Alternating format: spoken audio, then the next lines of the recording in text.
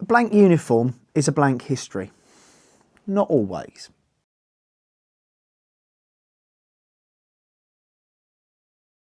Today I received this uniform and it was something overlooked by many people, but the name on the inside pocket stood out to me.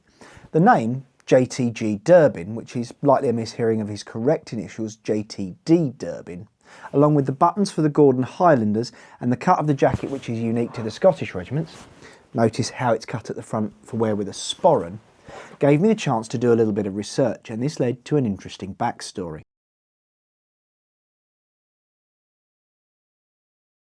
Major John Terence Durbin was a distinguished officer of the Gordon Highlanders whose career spanned some of the most turbulent post-war conflicts, followed by a respected legal profession in Scotland.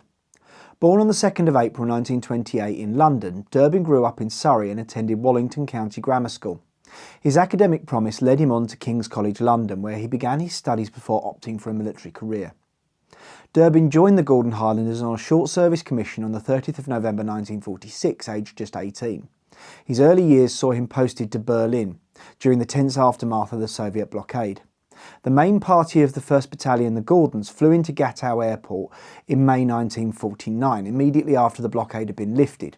They were greeted on the tarmac by the Gordons pipe band belting out Cock of the North, who had reached the city on the very first train to enter from the west after the blockade had been lifted. The battalion was deployed there until April 1950.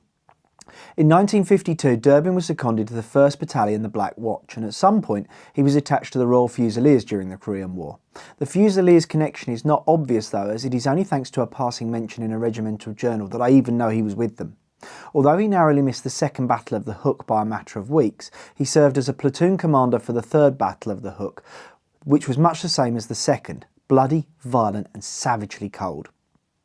After Korea, Durbin fought in the Malayan emergency, conducting jungle operations against communist insurgents. He then served in Cyprus between 1955 and 56, losing 16 men in clashes during the Civil War. He then went to Kenya in 1963 and served there until 1965 during the Mau Mau uprising and the transition to independence. Thereafter, Durbin served in Borneo before being loaned to the then fledgling Malaysian Armed Forces between 1965 and 67, where he was serving when he gained his appointment as a member of the Order of the British Empire, or MBE, for his leadership and services to the British Army. Other postings included Borneo, Singapore, Germany, all reflecting the reach of the British forces during the Cold War. Durbin retired from the regular army in 1969, continuing as a training major in the Territorial Army in Edinburgh.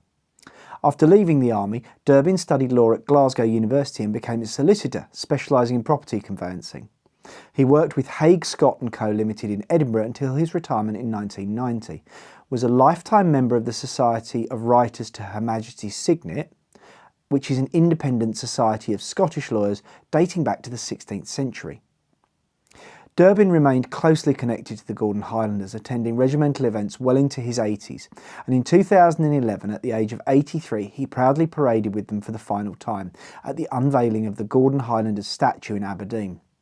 He passed away on the 17th of June 2013 near Greenlaw, aged 85, and was laid to rest at Dean Cemetery in Edinburgh. Seems sometimes a blank service dress can be just as interesting as a complete one, and the stories are always good fun.